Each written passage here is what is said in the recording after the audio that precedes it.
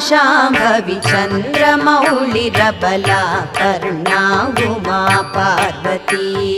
काली हैमवती शिवा त्रिनयनी कात्यायनी भैरवी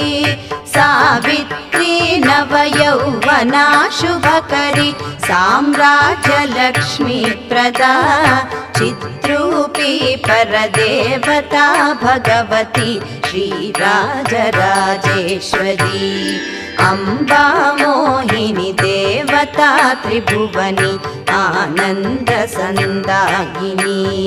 वाणी पल्लव पाणि वेणुमुरळी गानप्रिया लोलिनी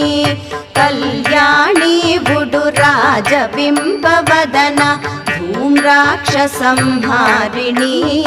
चिद्रूपी परदेवता भगवती